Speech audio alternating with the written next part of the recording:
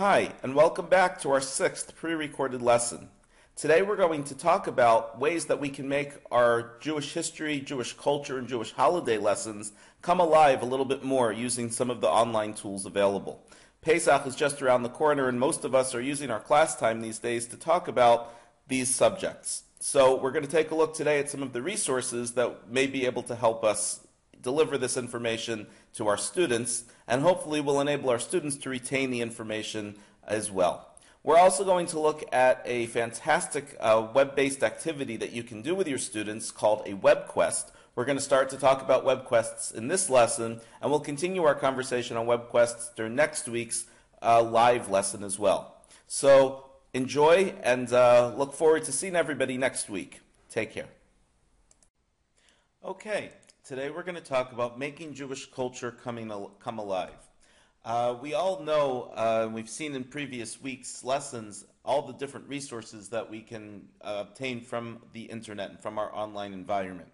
One of our greatest challenges as teachers in Jewish day schools and with Jewish students is trying to make things that may not be part of a student's regular curriculum, may not be part of math, science, English, and history that they get in their public schools, but making the other information that we need to teach, things about Jewish holidays, Jewish cultures, Jewish history, making this information interesting and relevant. And today we're going to talk about some ways and some tools that we can actually make that happen. So let's get started. So why is this night different from all other nights? This question, of course, is taken from the Passover Haggadah, Manishtana halayla hazeh mikol halaylot. And I thought it would be interesting to begin our session this week with this quote, with this verse, because we can relate this same question to our own classroom experiences, to our own methodologies. We've all become very used to teaching a certain way, and one of the things I've tried to emphasize over the course of this program is that sometimes we have to break out of our shells, we have to break out of our comfort zones, and we have to try something new. And this type of year, as I said in the introduction, here we are right smack in the middle of one of the biggest Jewish holiday concentrations on the Jewish calendar. We have Purim, we have Pesach, Passover coming up. After that, we have Yom HaTzmaut, Israeli Independence Day. We have Yom HaShoah in there as well. There are a lot of holidays and a lot of special days that are happening, and this is our chance to make this time, make the preparation that you're doing for a specific holiday different than maybe you've done it in the past from other units that have similar content. So in the spirit of Pesach, in the spirit of Passover, I wanted to begin with this question. Why is this night different? But for us, we're not actually talking about a night, so we can cross out night, but let's replace night with why is this class different from all other, and we'll cross out this and we'll say classes. How can we use the online resources that we have available to us to really make the information and the content memorable for the students, important for the students, and really stand out? So that's what we're going to talk about this week. Okay, so we know, for example, the old way. And when I say old way, I'm not criticizing it, because sometimes the old ways do work really well, and there's no reason to change them. But the way we've probably been teaching holidays, again, give or take a little bit for each particular teacher, but a month before the holiday, the teacher begins introducing the main themes. If you're talking about Pesach, he may introduce themes like slavery and the Seder and the different laws pertaining to the Passover holiday. The lessons that follow may include things like worksheets, songs, depending on the grade level, other hands-on activities whenever possible. I remember when we used to learn about Pesach in school, every year we would go to the local matzah factory, so we could actually bake our own handmade shmora matzot. And I'm sure, I don't know if you have that in Cleveland, but I know even my son here in Israel does the trip to the matzah factory. So whether it be a hands-on activity, whether it be singing songs, hearing stories, these are all ways that we try to give the information over to our students. At the end of the unit, the students have a good understanding of the holiday, but the question is, do they have a true personal connection? And this is always the question, especially in the Hebrew school environment. When you get finished teaching about Pesach or Sukkot or whatever holiday it is, and you talk to them about matzah, and you talk to them about slavery in Egypt and the 4 cups of wine and the significances of all the numbers, what's really going on when they leave your classroom? Do the students have that connection? We do everything we can as teachers to hope that they do, and we try to instill that connection with them. But that's always, at least for me, that's always the question. When I'm teaching students, it's when they leave my classroom, where's this information going to go? And often at home, unfortunately, there's often little to no follow-up. I know it's one of the challenges that we all face, but it's something that we have to realize, and I'm sure that we struggle and have to deal with every single class and every single day. And then at the end, once we've done the teaching, once we've given the students over the information with the hands-on activities and the songs and the worksheets and everything else that we work really hard to prepare, the process starts again the next year. We get the new group of students, the holidays come again, and we go through it. So this is, when I say the old way, again, it has nothing to do with years, but I guess we're talking about, instead of old, we could say the traditional way. This is the traditional approach. Now, how can we change this up a little bit? We can add a multimedia dimension to what we're doing. We've seen in previous lessons how much multimedia content there is out there. I've shown you examples from both the Judaic side and from the history and the secular side. And by the way, if you're watching this lesson and you are not a Judaic studies teacher, I think most of these concepts can still be applied to other holidays on the secular calendar as well, and other points of history. Things like, for example, I just got finished working with a group in Baltimore about Martin Luther King Day, which we recently observed. And I was actually working with a teacher where we used a lot of these same ideas and same techniques to create a really interactive curriculum for the students to learn about the history of civil rights and about Martin Luther King. And it was actually very interesting and very effective. So even if you're not teaching Judaics, I think the same ideas can still be applied here. So when we talk about adding a multimedia dimension, what does that mean? First of all, we can use web-based resources to add a new level of explanation and experiences for the students. I'm going to show you some examples shortly, but we know the types of content that are available online. And even in the world of Judaic learning, we have so many resources we can take advantage of. And a lot of times these resources just add a whole new level of understanding for the students. We all know this, no matter what subject or grade level we teach, sometimes the students understand differently or even better if they see a really great interactive activity, then they sometimes learn it better that way than us explaining it or us reading a paragraph together with them. So using the web-based resources, we just have a lot of different things that we can do. By integrating tools such as videos, online games and activities, other lesson plans, the students can actually feel as if they are part of the process. And like I said at the beginning, one of the great things about educational technology is that we can really give the students that hands-on time. We can't take our students to the matzah factory every single class period that we're talking about Pesach, but we can do certain online activities with them and use the technological resources we have in order to really make them part of the process. And instead of being an observer, these students are actually becoming part of the experience. And I'll show you some examples of this shortly. And obviously these things create a more personal connection and hopefully will make the subject more important to them. And again, just to share another personal story with you, I was working, my first 2 years as a teacher, back about, I guess, 14, 15 years ago, I was actually also teaching Hebrew school at the same time as I was teaching day school. And I remember, obviously the resources that we had available to us technologically were not the same as we have now. This goes back quite a few years. But I remember I was working with a group in Columbia, Maryland, which is about a half hour outside of Washington. And we were actually talking about Jewish pride, and we were talking about the concept of are you proud to be Jewish? And it was very interesting because these students were mostly all public school students and certainly did not advertise through Judaism, but we talked about why, and we talked about their own feelings on the matter. And again, there were no right or wrong answers. It was just a very interesting discussion. At the end of it, I actually showed them a music video that was put together by a group called Shlock Rock. The leader of Shlock Rock actually lives in Israel. His name is Lenny Solomon, and he created a really cute and amazing video called Yo Yo Yo Yarmulke, and this goes back 15 years ago. And basically, it's a rap about Jewish pride and being proud to wear a kippah or a yarmulke in public. And the whole thing was only 3 minutes long, but after they saw this, the students were actually really able to identify and appreciate how special it is to wear this kippah, to wear this yarmulke, and how proud we can be to have it on. So that's just one little example, but again, today, we can do so much more.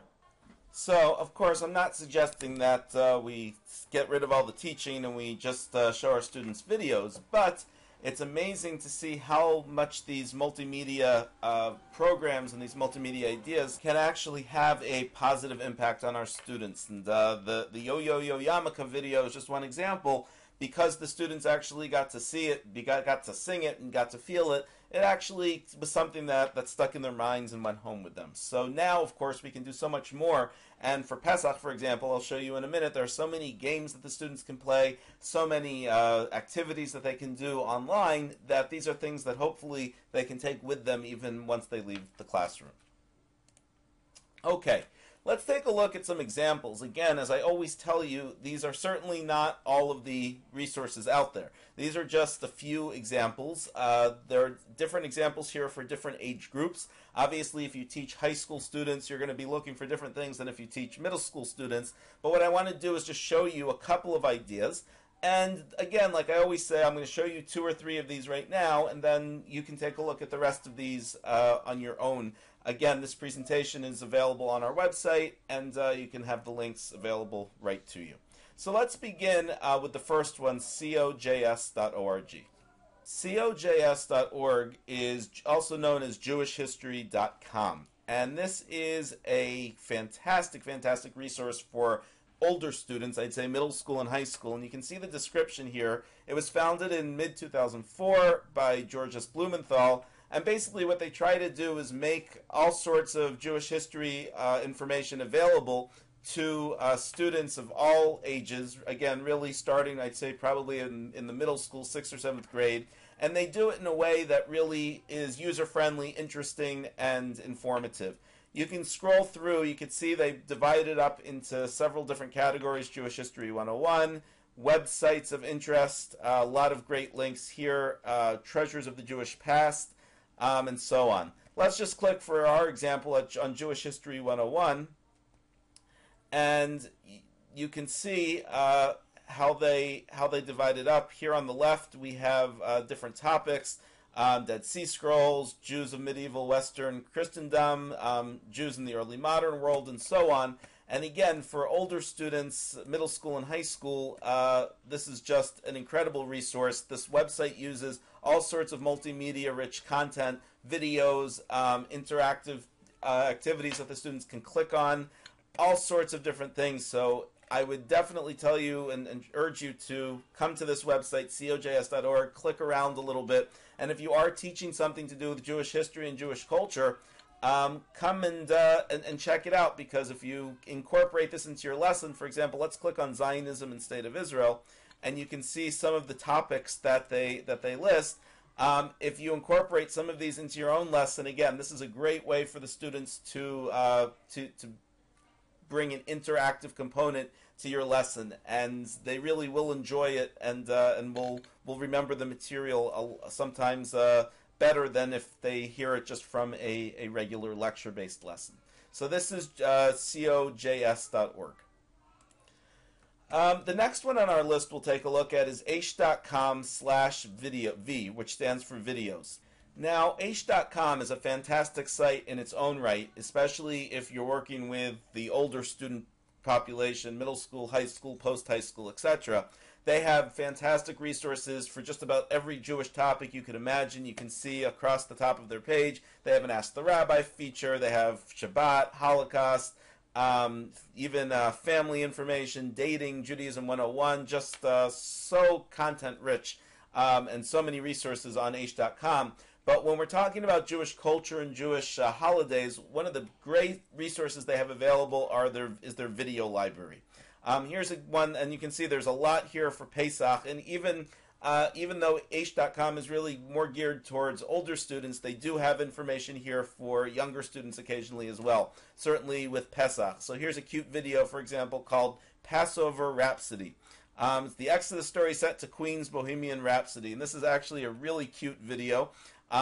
Would serve as a great conversation starter in your classroom. It's only 3.5 minutes long, so this is something that you could easily share with your students, give it to them as a resource to take home with them, and really do something cute in your class. And obviously this is more of an entertainment value, but they also have different topics on their site that are more content based, and you can see crash course on Passover video, the Seder, information about the Seder, and you can go and scroll through and do a search. So again, these videos are here for the taking. They want you to use them.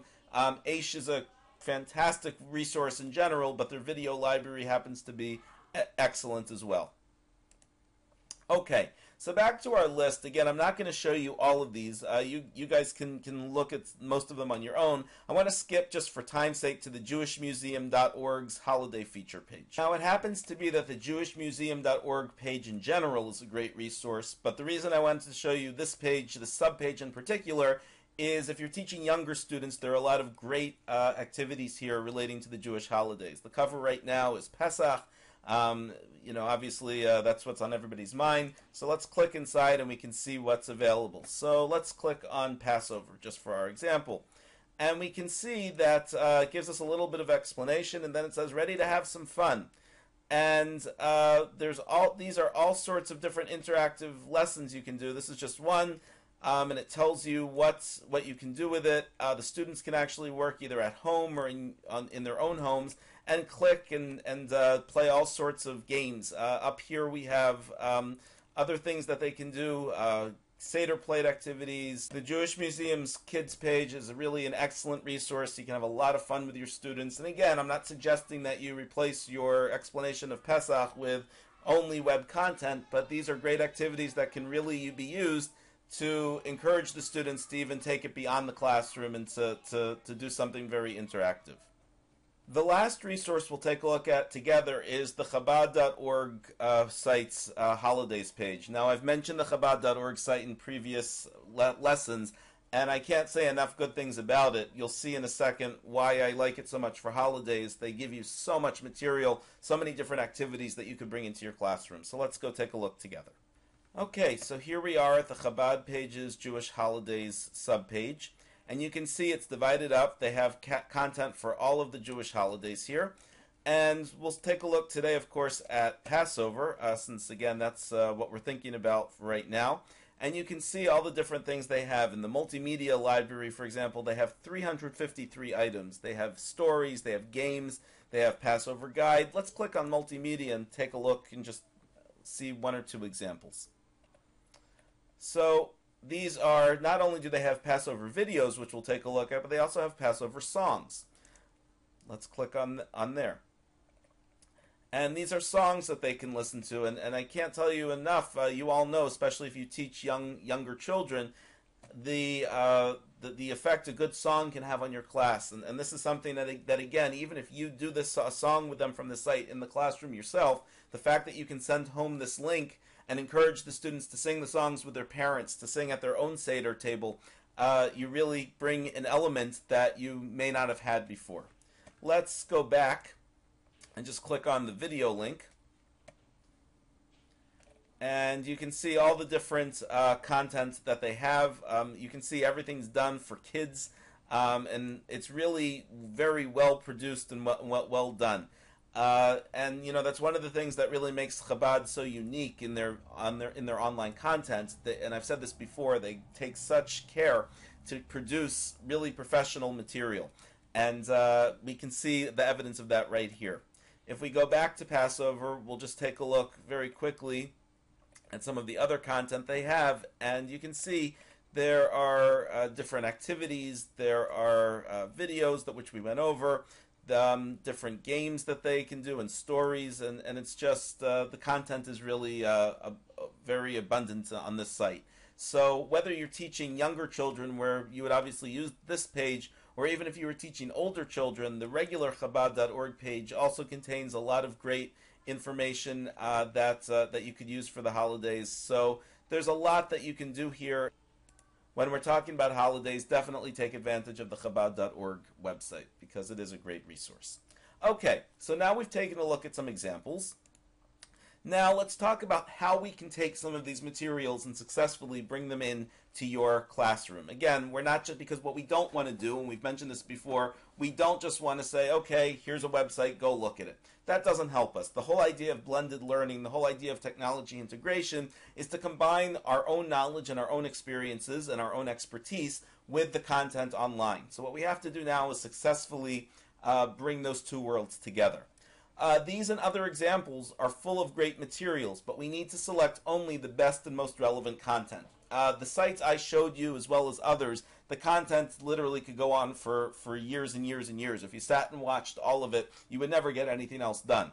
So this is where the hard part comes. You have to kind of identify which content, whether it be a game, a video, a multimedia presentation, whatever it is, what's going to be the best for your classroom. And of course, anything you select, you have to make sure it works. You got to make sure that it has the effect that you want. So that's step number one. We know when we're giving students online activities, student activities should be very focused and goal-oriented. What does that mean? It means that if you send your students online to do an activity, to watch a movie, to do whatever, you have to make sure that they know why they're going. It's not just to listen to a song. It's not just to watch a movie. But why are they watching this movie? Why are we playing this game? What do we hope to get out of it? And that's very important because you want them to associate what they're doing not just with a holiday in general, but with a very specific part of a task or a very specific idea. This will help them later on be able to recall it, remember it, and even share it with others. The last thing here, search, and I've said this before, but I'll say it again because it's so important. Searching the internet is generally not the best way of introducing an online activity. And I hear this all the time from teachers. Teachers will tell students, go search the internet. Now, what's the problem here? We've spoken about this in other weeks. The problem is, number one, the internet's a big place. When you send students who may not be so conscientious in keeping to their tasks or keeping to their goals, you're sending them out on a very big playground, and you don't really know what they're going to come back with. Just because it's on the internet, we know that doesn't mean it's valid. That doesn't mean it's true or even appropriate. So telling your students to go search the internet is problematic for a variety of reasons, from a content perspective, from an attention perspective, and just from a goal orientation perspective as well. So better than telling them to search the internet, if you're going to give them an online activity or tell them to find information online, you want to do it very focused. You want to give them the resources that you want them to use, and then ask them to find the information that's specific to your task or the goal that you've assigned. There is a great activity which we can do with our students online that we call, I mentioned it earlier and I mentioned it last week as well, called a webquest. Now, a webquest is really one of the most fantastic inventions that probably has ever been created in the world of educational technology. We'll talk about what a webquest is, how you can use the idea of a webquest with the sites I just showed you and with other sites as well to bring educational technology content into your classroom. So first of all, according to, this is a quote from Professor Bernie Dodge, who is one of the more well-known educational technology experts. He says, the webquest model has been around since 1995. The goal is to create lessons that make good use of the web, engage learners in applying higher-level thinking to authentic problems, and use everyone's time well. What does that mean in English? It means that the webquest is a way that not only are we sending the students out to go find information online, we're not just telling them search the internet. What we're doing is we're getting them to solve problems. We're getting them to reach solutions, reach goals. We're giving them very specific information to find, very specific information to look at, and we're asking them to be the eyes and ears. So the benefits of webquests, the webquests are really student-driven activities. When we assign a webquest to our students, we're having them do the work. They're now online. They're with the different websites that they've been provided with. They are the ones finding the information, answering the questions, creating the presentation. We as the teachers, and I'll skip to the last bullet here for a second, teacher role transitions to that of a facilitator. We're letting the students take control. We're letting the students use the information online, whether it's watching a video, whether it's looking for content on websites. Again, you have to consider the age group that you're working with here. But whatever you're doing, we're letting them do the work now. We're involving them into the lesson. And as the second bullet says, we're empowering students to teach other students. Because what happens, one student will find something online and say, hey, this is really cool. And it will say to his friend, check this out. We're giving them applied knowledge. Again, we're not just giving them a piece of paper with bullet points on it or with information. We're actually giving the students a chance to apply the knowledge. If they're playing one of those Pesach games, they're going to be asked to, for example, identify what goes on the Seder plate and what does not. Different parts of the Pesach history. So these are things that they can do, and because we're making these activities hands-on, they're going to retain this information, and it's going to become much more important to them than if they are just passive listeners in a lecture-based classroom. So again, the idea of a WebQuest is to take this online knowledge, to take this online content, but to bring it to the students in a way that they're actually using it hands-on within the classroom setting.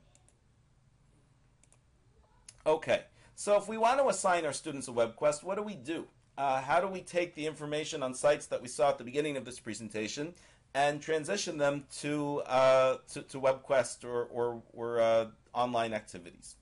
So first of all, I always tell teachers, never recreate the wheel. First, check to see if another teacher has already created a WebQuest for your subject. If you're teaching something in history, for example, certainly if you're a secular studies teacher, there are so many WebQuests already online, and I'll show you some examples in a couple of minutes, that rarely do you need to create anything from scratch. Even for Judaic studies teachers, there is a growing amount of content available, and I'll show you a couple of examples as well. So first, check to see if what you need already exists, because if it does, easy. You give the students the link, you show it in your classroom, and you send the students home, or to either home to work, or they can work in class. These are some examples of websites that contain links to useful WebQuest. They're basically WebQuest libraries. Again, I'm not going to show you all of these links because you can look at them on your own, but I'll show you two. We'll take a look at one for secular studies content and one for Judaic studies content, just so you can get an idea of a little bit of what's out there. So let's start with questgarden.com. Okay, here we are at questgarden.com, and this is a fantastic research for finding a good WebQuest for your students. Here's the quote, by the way, from Bernie Dodge, PhD, that I shared with you before. But let's say, for example, you want to find a WebQuest for your students or for your class. So let's click here on Search for Examples. Now, there are different ways that we can search for a WebQuest. We can search either for a keyword. We can search according to subject or grade level. Let's search right now for Jewish and see what comes up. Looks like we found quite a few. Sorry, there are 2 pages here. You can see that we have some that are relating to Holocaust studies, perfect for a Yom HaShoah activity. Here's one for Jewish holidays, an exploration of, it always gives you a description, by the way, an exploration of major Jewish holidays in terms of scripture, prayer, ritual, family activities, and so on. And it also tells you what grade level this is appropriate for. So this is for grades 9 through 12, and for social studies. And if you continue to scroll down, you can see there's a lot of Holocaust material here because that's what's really been developed on the Jewish studies side. But there are also, you can find other things as well. And you can see there are things here for certain books, and there are a lot of interesting examples here. Let's go back to the L'chaim example and just click on it for a second. We'll see what we can find. So here is an example of a fully created webquests. Again, you as the teacher are always going to go through the content before you share it with the students, just to make sure that it's what you're looking for. But you can see the description. Judaism is full of traditions, feast days, holidays, and all of it includes Torah, family, ritual, and food, etc. So you can see here the teacher who created this. This is done by actually teachers in a Catholic high school, which is interesting. But they divided this up very orderly. They gave an introduction, task, process, and evaluation. So let's take a look at the task for this particular web quest. Okay, as an observant Jewish family, you will plan for one of these major holidays. And you have a choice, the Yomim Noraim, Sukkot, Chanukah, Purim, Pesach, Yom HaShoah, Shavuot. And the class is divided up into different roles, what each one would do. And that's the task. So the task here is researching the holidays. And let's take a look at the process. Now let's get started. You will research the holidays using the library days provided in class, so the teacher's telling the students when they should work on this, as well as continuing this research at home. Links for the research are provided here. You are welcome to research and use other resources from reputable sources, no Wikipedia, about.com, etc.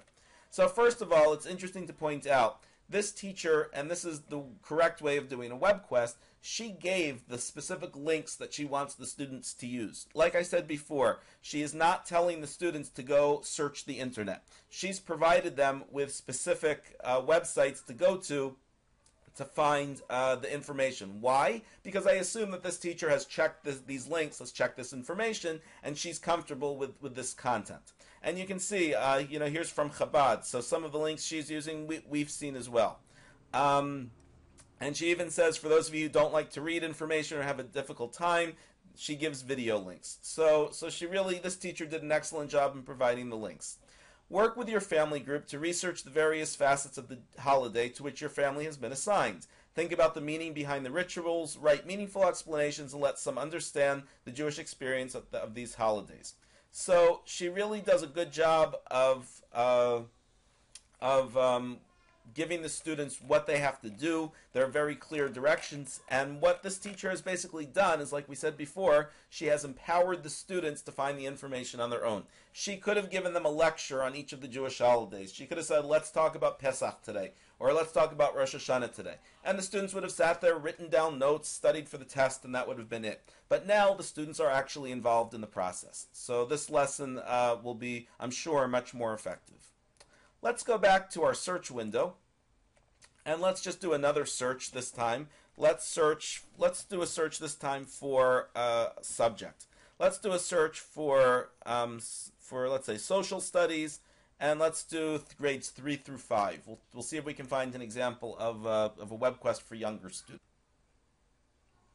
Okay, and here we go. We have quite a few pages of information for social studies through grades 3 through 5. Just take a look at some examples.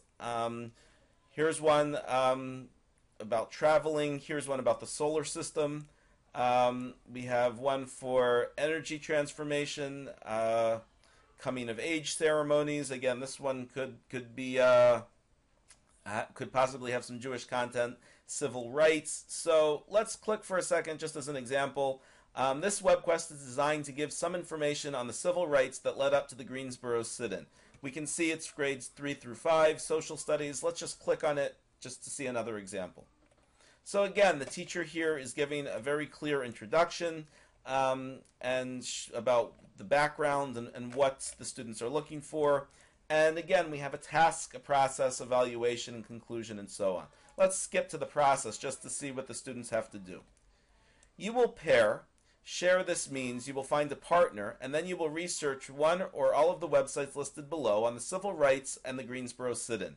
Then you will write a letter to the owner of the Woolworth Community Store asking him to give all citizens equal rights. You will use as many as possible details of what you know about civil rights, about equal rights, plus you will be as persuasive as possible, I guess that should be. Then you will present to the class. And again, the teacher has given 3 links. It's only 3 sites that the students are allowed to use for this project. The teacher, I'm assuming, again, has reviewed all of these sites, is familiar with the content, isn't worried about information popping up that would be inappropriate or anything like that. And the students now can get to work, and they have a very specific task of writing their letters. So again, if you wanted to do something like this with your class, if you were teaching this topic, you wouldn't even have to create it on your own. The material is here. All you would have to do is go to the WebQuest Quest Garden portal, and you could do your search and come up with it on your own. So there's a lot here that you can find on your own. If we go back to our list of sources, again, I'm not going to go over webquest.org and Zunal with you because you can look at those on your own. There's similar concepts to Quest Garden. I want to show you one more example of some Judaic studies resource. Okay, I want to take a look at the last link with you, the techrav.blogspot link. This is actually a website that was created and is updated by a former colleague of mine. His name is Rabbi Tzvi Patinsky. He is the Educational Technology Director at the Frisch High School in Paramus, New Jersey. And he's actually created a lot of webquests and other online activities for Judaic studies teachers. So he's a great resource if you're teaching Jewish studies or Hebrew or anything like that. He's another great resource to check out. So let's take a look at what he created well, again, we'll use Pesach as our example. Okay, here I am on the TechRev page. He has an activity here using the web for Passover prep. In case you are looking for some last-minute Passover lesson ideas for the few days of school left before Passover, I am republishing my blog post from last year, and he gives quite a few examples of Passover activities.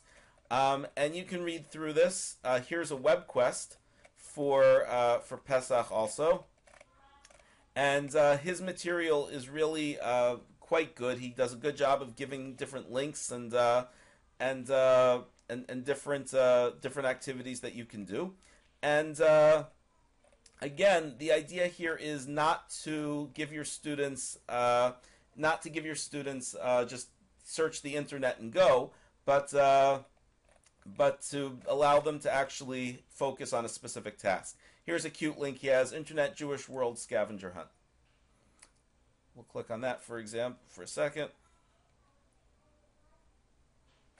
And you can see, basically what he does here is he asks a lot of different questions about Jewish tradition, Jewish ritual, and he gives the sites that he wants the students to use for finding the information. And this is just a very cute activity that covers a lot of different areas, a lot of different sections, but just a way of getting to know the online Jewish community as well. So there are a lot of good Jewish and secular sites that you can use.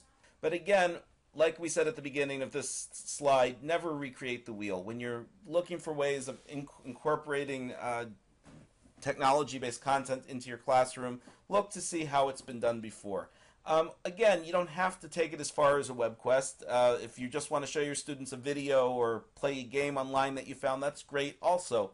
But if you want to do something a little bit different and give your students really a chance to be the teachers and to be the central focus, this is a great way to do that. And the students have a lot of fun with web quests and really do quite well with them. Okay, so once you found a web quest that you like, let's say you go to the Quest Garden, you find something that works for you, you may need to make slight changes to an existing web quest so that it fits the exact needs of the students. So for example, if you were doing that L'chaim web quest we just looked at about the Jewish holidays, you may want to take out everything except for the Passover part. You don't really need the students to learn about Rosh Hashanah or Sukkot right now, so you just want them to focus on Pesach. So what you can do, you can actually save the WebQuest contents offline and make changes using Microsoft Word or another word processor. And I'll show you how to do that. I'll show you how to do that very quickly. So let's say we're looking at just any general web quest. Let's say this is the web quest we're looking at. I'm going to click on Process. And let's say I found something in here. I like this web quest, but I want to make some changes to it. I don't need all of this material.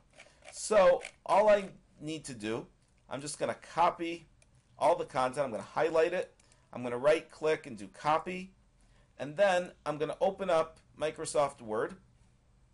And on a blank page, I'm just going to right-click and do Paste. And now I, as the teacher, can go through and can edit any of the text. I can change anything I want. And then instead of giving them a URL, I would just either email them this Word document or even print it out and give it to them myself.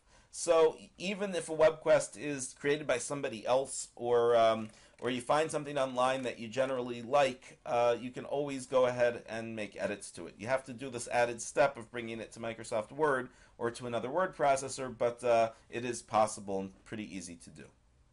Okay, so once you do that, the next thing you always want to do is check to make sure that all of the linked websites in a website contain the following.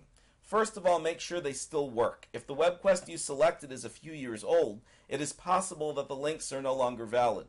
If you see a link, if your web quest refers the students to h.com/video/whatever, make sure you, as the teacher assigning this, make sure that you've clicked on the link to make sure that it still functions and that it still leads to the material that you want the students to see. Be sure that the students can access the linked sites through your school's firewall, and this is a big one for certain schools. Some schools block sites like YouTube or other file sharing sites for security reasons. So if you're assigning a web quest in class, if the students cannot access the websites that you've assigned, you're going to have a problem. So you want to test this beforehand. Either if you see something is blocked, you can talk to the school's IT person to make sure that the problem is taken care of, or you have to find a different way for the students to get the information. Finally, make sure that you are comfortable with the content being shared on the linked sites. I'll give you the reason why I always include this one. We saw before when we did the search for Jewish in Quest Garden, we saw a lot of Holocaust topics come up. And especially in the Holocaust, there are often images that are very difficult to look at. And depending on the age of our students, we may or may not want them to be looking at certain content in class. I was working with a teacher about 4 or 5 years ago, right before I made Aliyah to Israel.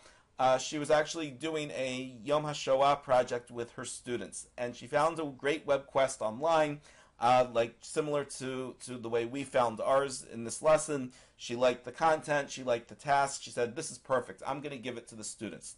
The problem was she didn't click on all the links first, she assumed that they were okay, and while the students didn't see anything terrible that they shouldn't have seen, it wasn't anything like that, some of the pictures that one of the sites showed were very, very difficult to see. And a couple of the students in the class actually had a difficult time, and she said one of her students actually broke down in tears after seeing this, and she felt really terribly. And she said in retrospect, had she just taken the time to check the content first, she would have known not to share this particular site with her students, and she probably would have just deleted this particular source from the list of allowed sources. And the students still would have been able to do the web quest because the other sites contained enough information. But again, this is something you always do, especially when you are borrowing materials that others have created. Okay, finally, make sure your students know how they will be assessed on their work. You'll notice that any web quest you find on Quest Garden or on any of the other pages always include a link on the side or on the top for assessment, for grading. It's really important that the students know that when you give them an activity, whether it be through a formal web quest or whether it be just to go to a specific website, watch a video, do an activity, whatever it is, that it's important that the students realize how they're going to be graded or assessed on their work.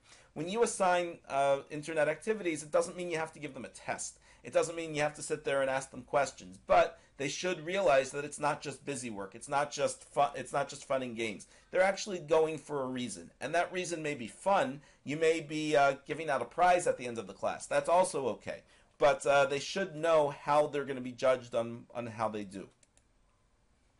Either you can create a rubric with specific milestones, and this is more for older students, or make it clear that they will need to turn in specific materials or answer specific questions. We saw in a couple of the examples we looked at that the students had to, like the one we looked at, they had to write a letter. So that's what they were going to be judged on. There was another one where they had to create a PowerPoint presentation. Again, they're doing this all. You don't have to worry about creating PowerPoint presentations or writing letters or doing any of this stuff. The students are doing it, but make sure the students know what they're going to be expected to do with this online content or these online activities that you're asking them to do. And again, I said this last time, I say it again, don't forget about YouTube. Whether you're doing a webquest, whether you're doing just a blended learning activity, YouTube is so full of great information, and I say it every single week. I'll show you just one example right now. So here I am at YouTube. I did a search for Pesach, and I found a lot of funny material. Stuff people say, this one is actually very funny, the Moses rap. But if I refine my search a little bit, let's say Pesach education, I can find some other great material. Here's the story of Passover in 7 minutes.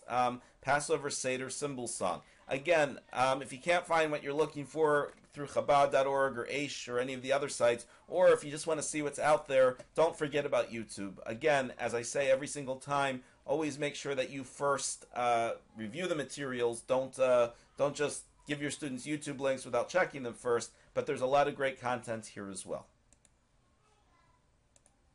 Okay, so this week we've talked about a couple of different things. We've talked about some of the resources available for making your Jewish history, making your Jewish holidays come alive with online content. I showed you some examples. Then we talked about the idea of a webquest. Again, the idea of the webquest is to enable the students to take online information and actually become the teachers, to actually become the investigators. Like we said, you're transitioning the role of the teacher to that of more of a facilitator. So we took a look at a couple of different ways of doing that. What I'd like you to do this week is very simple. First, start thinking about some webquest activities that you could create or find for your students. You don't actually have to create anything. I don't want you to do any work, any searching or anything like that, other than looking at some possible activities.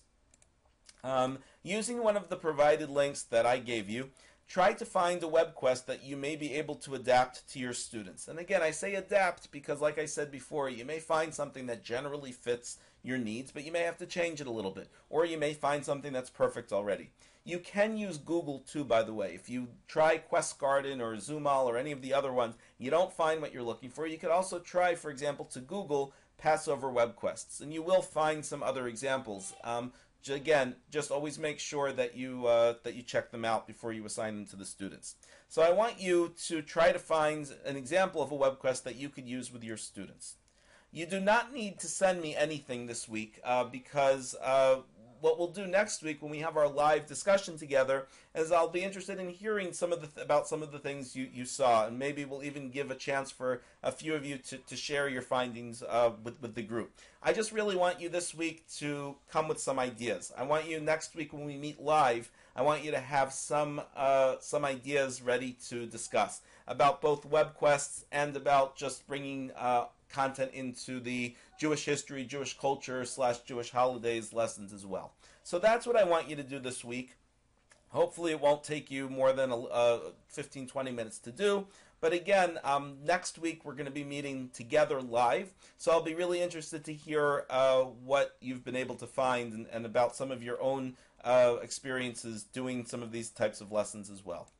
If you have any questions, as always, I'm available via email or phone. You can contact me anytime, and hopefully everybody this week will find some very interesting contents for your lesson.